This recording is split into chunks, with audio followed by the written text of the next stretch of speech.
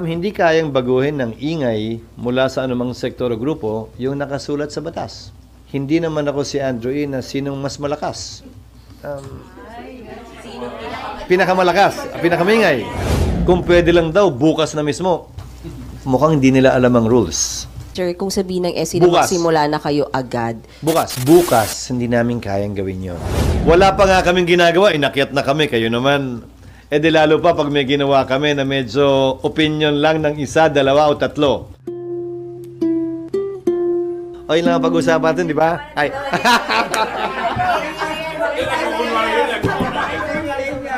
Kayo naman nagpa... Wag na, okay na eh. Sir, ano nangyari doon sa usapan ni Senator Coco? Ano? Ano nangyari doon sa usapan ni Senator Coco? Nagkita kami sa kapihan sa Marikina. And Kaya niya pinanukala na ang huling balita ko ay willing siyang tumulong sa pag-draft ng rules. Na wini-welcome ko ang kanyang alok na tumulong sa pag-draft ng rules. Hindi mahalaga sa akin kung sinong mangunguna o mamumuno dito, pero anuman tulong ay tatanggapin namin at makikipag-ugnayan ang aming opisina at ang legal team ng Senado sa kanya, kaugnay sa kanyang mga ideya sa rules. Hindi ko kinakaila. Bar top notcher si Coco, tama siya. Isa siya sa kukonting abogado dito sa Senado. sir, nakumbinsi niya ba kayo regarding doon sa timetable niya? Ito'y proposed timetable. Ilang ulit kong sinabi. So, hindi naman niya sinabing tutol siya. At sabi ko, ito'y pagbobotohan at pagpapasahan naman pag nag-resume ang Kongreso sa June 2. Yung rules, proposed din naman yon. So, ano man ang mapag-usapan, mapagkasundoan namin, ipopropose lang din yan sa plenaryo para aprobahan. All of these are subject to the approval of the plenary as a Senate, sitting as a Senate, and by the impeachment court when it comes to the schedule. Sir, nag-file na ba kayo ng sagot sa Supreme Court pala? Doon sa mga Dinadraft na namin. Inaasahan namin mag-file kami sa hindi malayong hinaharap. Probably, most likely this week. Sir, yung pagdadraft ng rules, hindi ho ba dapat ang mag-lead ay si Sen Tolentino kasi Rules Committee, sir? Pwedeng si Sen Coco talaga? Hindi ko naman sinasabing si Senator Coco magli-lead. Rules Committee yan as a general rule dahil siya magde-defend sa floor. Pero tinutulungan na yan ng legal team ng Senado na magbigay ng mga panukala para matalakayan sa plenaryo at isa-isang ipepresent yan sa plenaryo.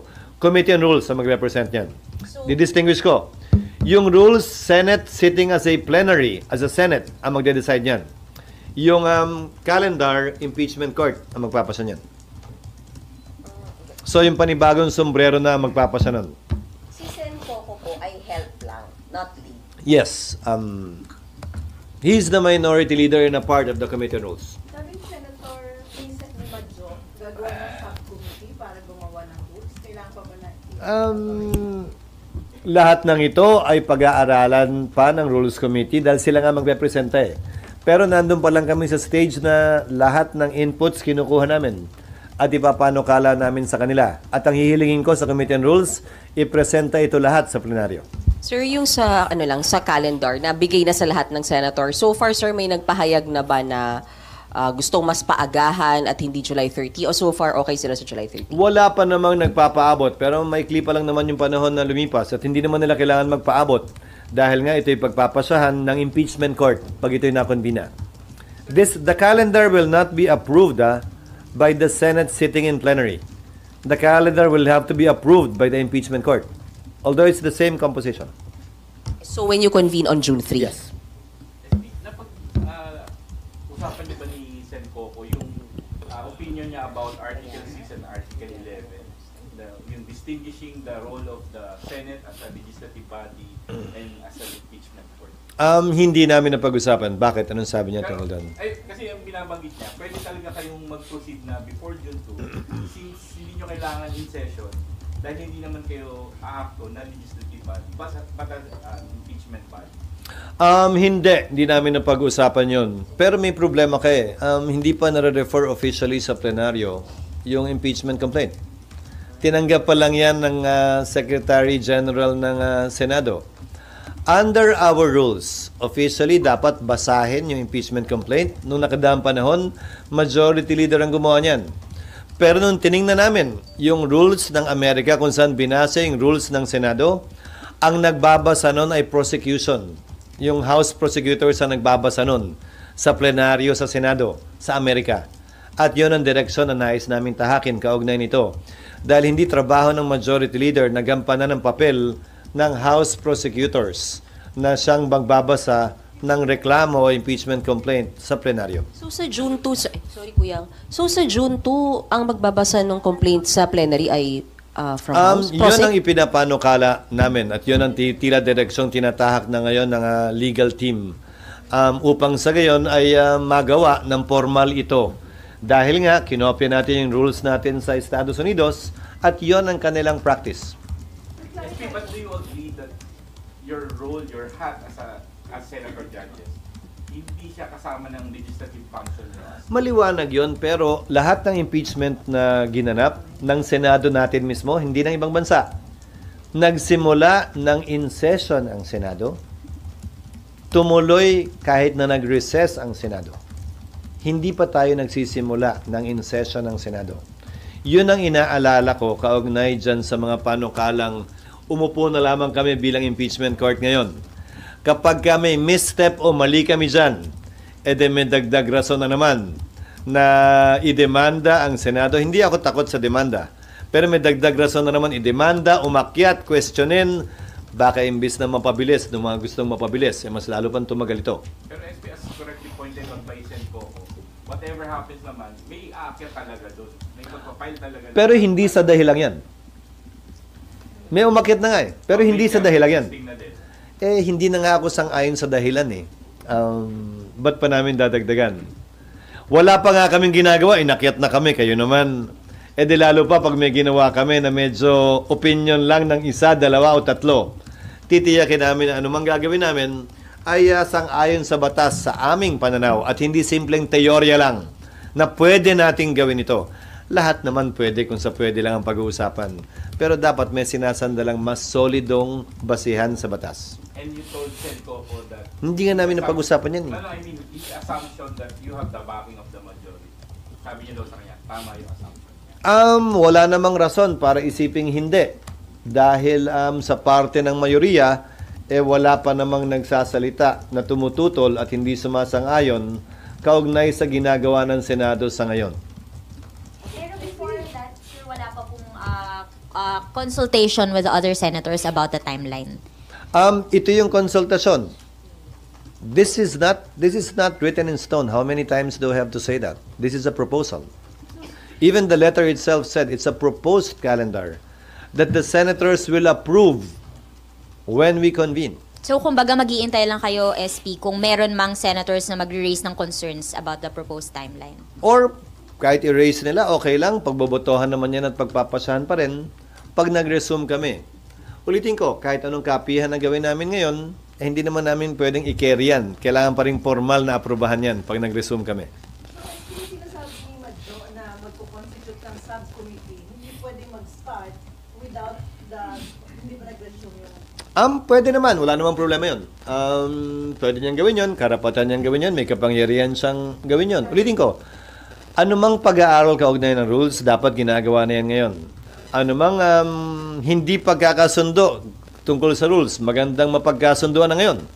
Para pag nag-resume kami, ay mas smooth na, mas swabe na yung prosesong gagawin namin.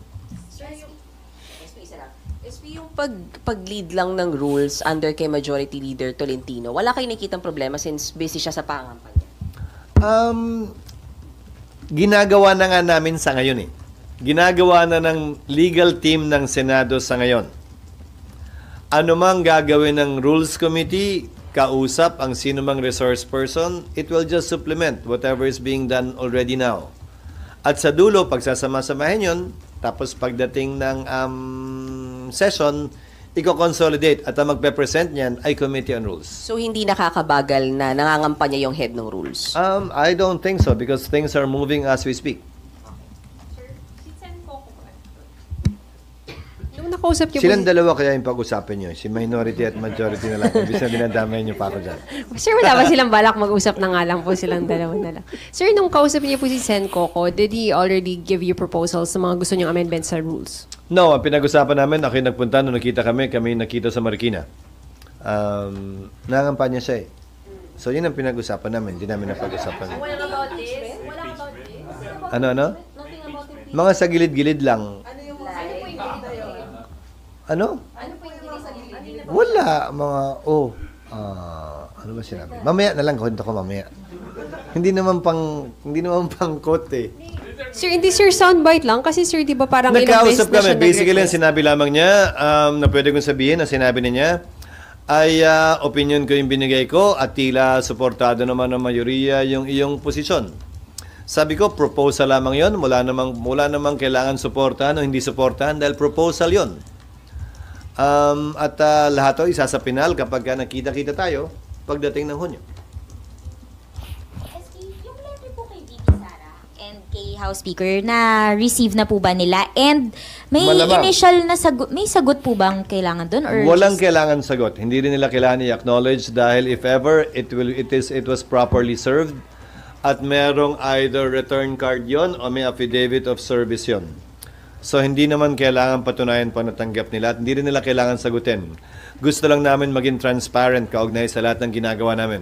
Ulitin ko, hindi kami takot mademanda, naman demanda harapin namin, pero anumang misstep ay susubukan naming iwasan hanggat maaari by being transparent at every stage of the process and being fair to all parties concerned.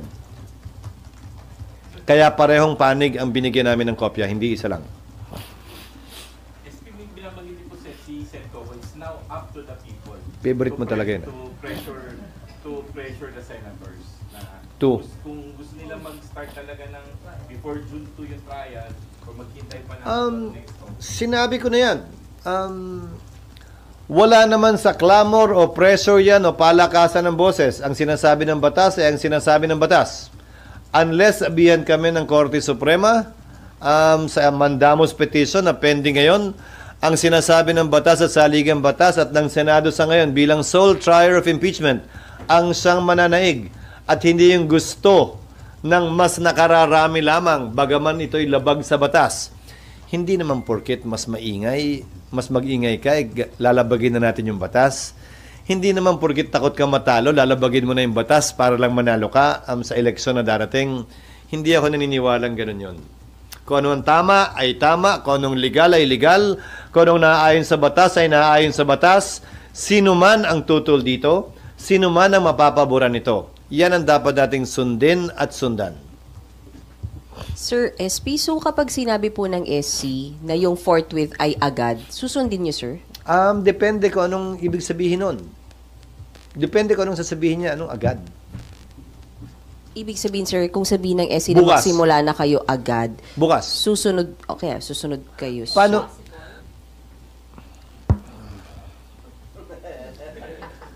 Paano nila sasabihin? Ang sabi, trial shall forthwith proceed. Trial is the reception of evidence, admission of evidence by the impeachment court. Bukas, hindi namin kayang gawin yon. Dahil wala pang sagot ang nasasakdal. Wala pang reply ang prosecution. Wala pang preliminary conference. So, anong i-order nila sa amin specifically? Ayokong pangunahan ng korte. Kaya yung sinasabi din ng ilang prosecutors, kung pwede lang daw, bukas na mismo. Mukhang hindi nila alam ang rules. Hindi namin kayang gawin yon kahit simulan namin yung proseso nang hindi pa nare-refer sa amin. So, babasahin namin kung ano man yun at pag-aaralan namin kung paano ito mapapatupad at kung kaya itong patupad. Ulitin ko, ng pang-apat na beses na, nagdesisyon ng Korte Suprema noon, nag-TRO sa Kamara, huwag niyong ituloy yung impeachment ni Chief Justice Davide. Nagbotohan ng Kamara, tinuloy pa rin nila. Nag-desisyon ng Korte, huwag niyong buksan yung foreign currency deposit account ni Chief Justice Corona.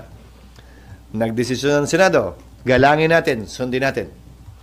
So, Senado pa rin bilang impeachment court ang magdedesisyon yan o Senado bilang plenaryo ang magpapasya ng bagay na yan. Kung ako tatanungin, as a general rule, marapat at dapat galangin palagi ng Senado anumang desisyon ng Korte Suprema. Pero sa dulo, pagpapasya niya ng Senado. SB, sorry, balik lang po ako on mining. Yes. Ilang I years- thank you. Ilang years na po yung pinapropose ng Senate on the extension ng Orban, sir? Extension ng? Orban po. Yung 5 years. Wala pa. Sa ngayon ay nakatalagayan sa 5 years. Ngayon, ang pinag-usapan kanina, pwede yang humaba ng 7, 8, 10 years. Pwedeng 5 years pa rin, pero subject to extension ng DNR, ng FIRB o ng DTI, or pwedeng by mineral din. Kung by mineral, ibig sabihin, gold, nickel, iron, copper, depende rin sa ganun.